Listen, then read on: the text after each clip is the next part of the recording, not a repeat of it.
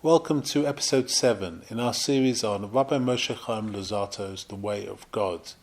And we have, in the last episode, completed the first section. This book consists of 4 sections. We completed the first section, which was entitled Fundamentals, and we're about to start the second section, which is entitled Providence. And we're going to do in this episode, we're going to do 2 chapters of this section. The first one is entitled Providence in General, and the second chapter is entitled Man in This World. So, providence is how God examines us and provides for us, and ultimately with the stages that we have to go through, how we receive God's providence, how God's providence is generally formulated, and its effect on us. And after, please God, 120 years, when we pass, where our soul will end up, determined by the life we led. But generally, God tries to guide us to the best possible result from our lives, but ultimately we are given the gift of free will, and free will means that we can do as we wish. And so this is a good wake-up call to realize that every action has and a cause has an effect, and we have to be wary of this. The Ramchal is going to describe the various ways that the soul has to be rectified through purgatory and other states, and we're going to discuss that in these next 2 chapters. So let's begin with Providence in General. The Ramchal begins.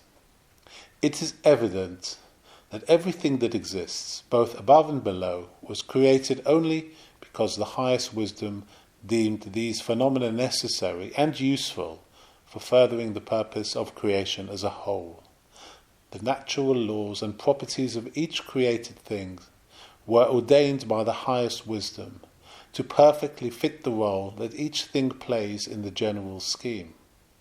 Since each thing was initially created for a purpose, it is appropriate that it be maintained as long as it is serving its purpose. God created all things. He continues to oversee them and maintain them in the state that He desires. As we have discussed earlier, the beginnings of all created things are the transcendental forces. All physical things result from them, and all their details are a consequence of what is reflected to them by these forces, following their own detailed qualities. There is nothing large or small in the physical world that does not have its cause and origin among some aspect of these forces. The one who oversees all these concepts is God Himself, and He does so in the same way that He created them. Accordingly, He first oversees the array of transcendental forces and everything that results from their essential nature. He then supervises the angelic agents who are appointed to maintain the existence and function of all that exists, giving them power to do their tasks. The human race, however, is different from all other species, since it was given free will and the ability to involve itself with both perfection and deficiency. Man is therefore an active, moving influence, and not something that is merely acted upon. The providence dealing with man must therefore also be different from that concerning other species. In the case of man, it must oversee and scrutinize every detail of his activities, and bring about things that are the results of his ways and the fruit of his deeds. Each one of a person's deeds, as well as their results, are scrutinized, and providence is then extended to him in the particular manner that suits their consequences, and the individual is judged measure for measure, as will be discussed in a later chapter. This is not true, however, of any species other than man. The members of other species are acted upon but have no influence themselves. They merely exist to maintain the species as a whole, according to the nature of its spiritual root. Providence is thus merely extended to maintain the root and its branches, according to the inherent nature and function of that root. Human beings, on the other hand, act and exert influence as individuals. They therefore require individual providence, and everything must be the result of their deeds, no more and no less. We will expand upon this further in the following chapters. And now we move on to the second chapter, entitled Man in this World. So the Ramchal continues. We have stated earlier that the purpose of the creation of the human species is that man should become worthy of attaining true good, namely being drawn close to him in the world to come. Hence the ultimate end of all his evolvements is the tranquility in the worlds to come. The highest wisdom decreed, however, that this would best be attained if man would first exist in the present world, bound and limited by its natural laws. This is actually the true and proper preparation necessary for the desired goal, and everything in this world was therefore arranged so that it should serve as a means of preparing and readying man for this ultimate purpose. This preparation involves two aspects, one concerning individuals and the other humanity as a whole. The preparation of the individual in his attainment of perfection is his attainment of perfection through his deeds. That of humanity as a whole involves the preparation of the entire human race for the world to come. Man was created with a good urge, Yetzer Hatov, and evil urge, Yetzer Hara, and free will.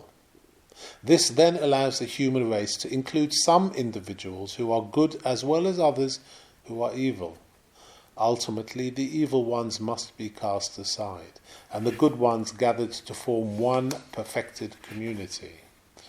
It is for this community that the future world and all its attained goods are intended.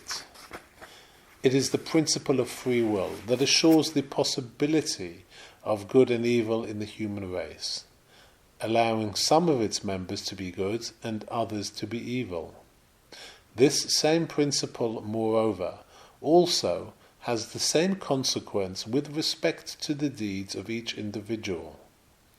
Although a person's deeds may be either all good or all evil, it is also possible that some be good and others evil. This very fact, however, would have the power to prevent the existence of the perfected community that we have mentioned. Elements of both good and evil can exist in a single individual, and if only some were considered and not others, man's judgment would not be righteous.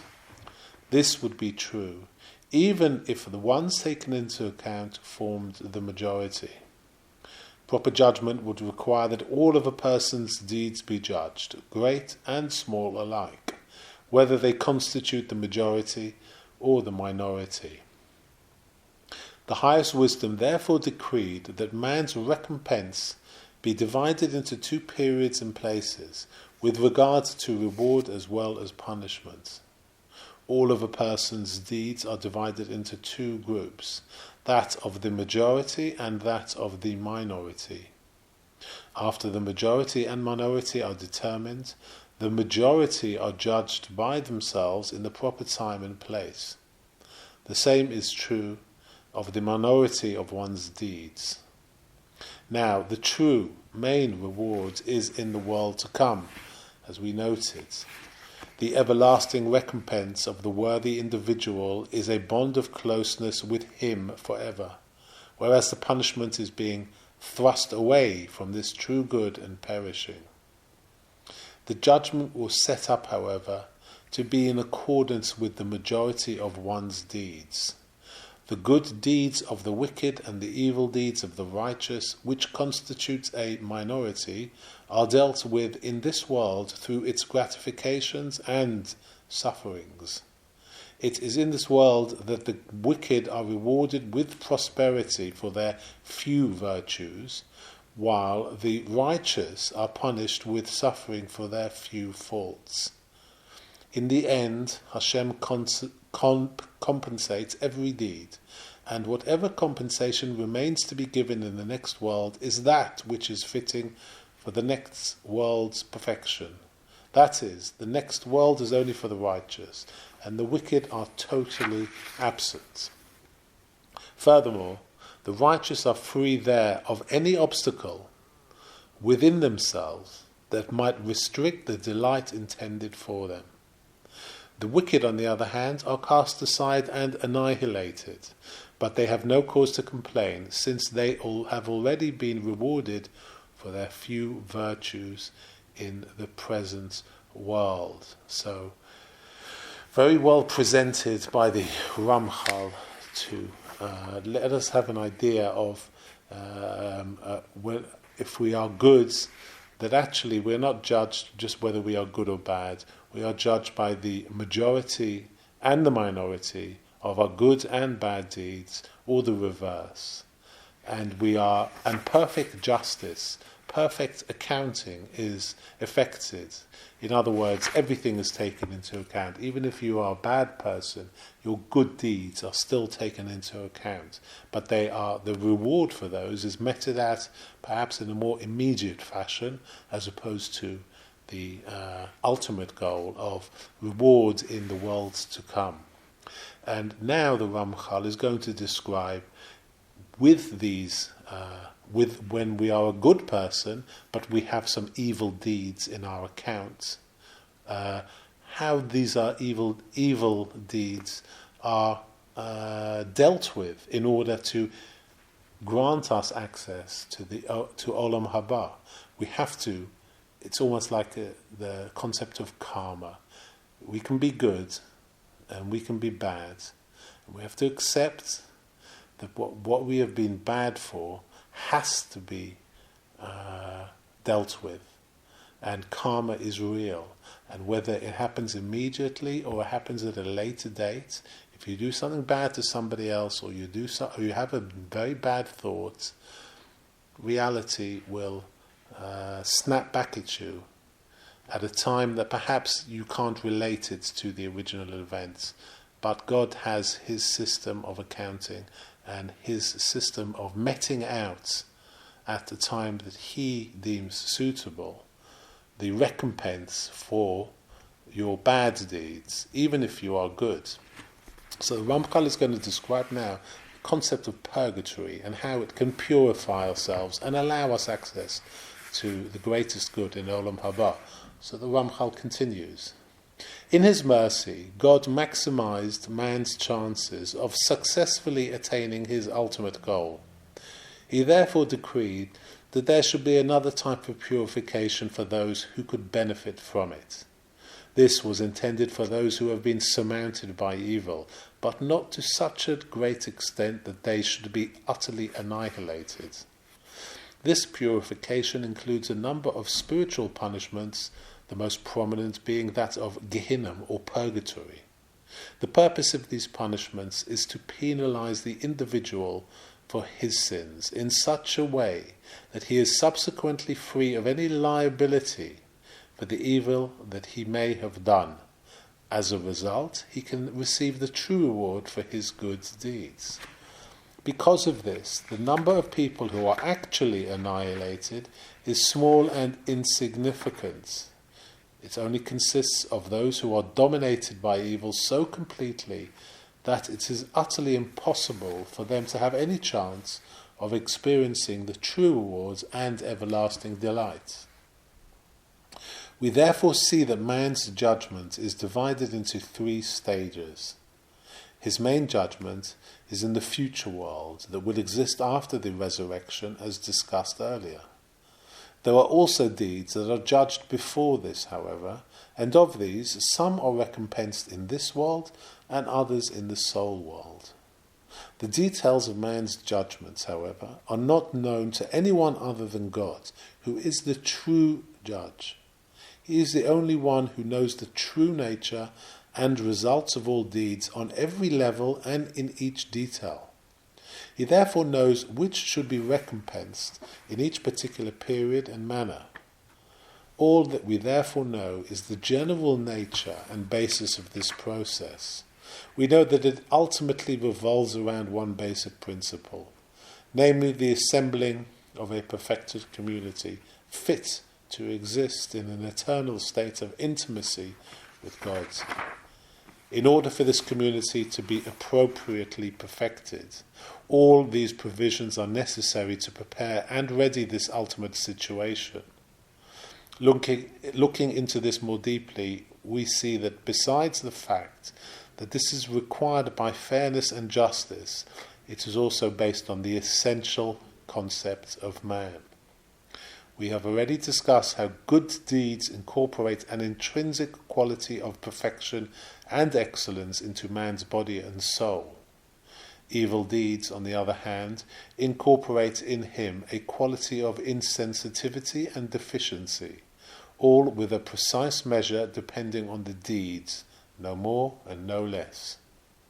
The righteous man may attain in himself a large measure of brilliance and excellence. Yet, on the other hand, because of the minority of evil deeds that he has done, there is in him an admixture of darkness and repugnance. As long as he still has this admixture, he is neither prepared nor suited to become drawn close to God. The highest mercy, therefore, decreed that some sort of purification exist. This is the general category of suffering. God gave suffering the power to dispel the insensitivity in man, allowing him to become pure and clear, prepared for the ultimate good at its appointed time. The amount of suffering needed to purify the individual would then depend on the amount of insensitivity that he has acquired as a result of his deeds. In many cases, it is possible that physical suffering alone would not have the power to dispel this insensitivity, and in such cases, spiritual purification in the soul world is also necessary. The details involved in this are so numerous that the particulars are beyond the grasp of the human intellect. There are still some people, however, who are absolutely wicked as a result of their deeds, and have incorporated in themselves such great darkness and insensitivity that their bodies and souls are actually corrupted. They are therefore unfit to become drawn close to God in any manner whatsoever. It is possible, nevertheless, that even such people should have some good deeds. When placed on God's honest balance, however, these deeds cannot bring the individual to the side of true good, neither by virtue of their quality or quantity. If his deeds could so balance him, then this individual would not be considered absolutely wicked, but would be counted amongst those who are continually purified until they reach a state suitable for the ultimate good. Still, if these good deeds were totally unrewarded, the attribute of justice would be flawed. It was therefore decreed that these good deeds be rewarded in this world, as discussed earlier. Their merit is therefore used up, and does not have any effect in incorporating true excellence in such an individual. The principle contains another important concept. In the perfected community of the ultimate future, not everyone will attain the same level. The highest wisdom determined the lowest level upon which a person can exist and still attain perfection as an attachment of closeness to God. When an individual's deeds bring him up to the minimal level, he can then be a member of this perfected community and delight in God forever. One who does not attain this minimal level, on the other hand, is destined to be cast aside completely and annihilated. Nevertheless, even within this community, different levels exist. The greater one's merit, the higher the level he will attain within this community. God's plan was that man himself should be the complete master of his own goods, both in general and in particular. In general, man can therefore not attain good unless he achieves it through his own efforts.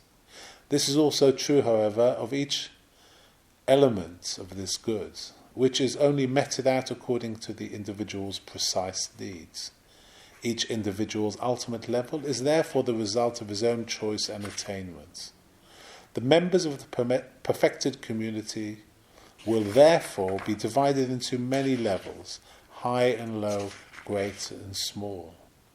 Each individual's level will not be the result of anything other than his own choice, and no one therefore will have any complaints against each other.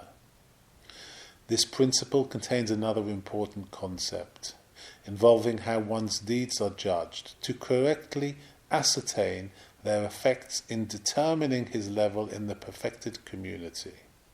Every deed is judged as to whether or not it should benefit the individual's status in this community, as well as the extent to which it should do so.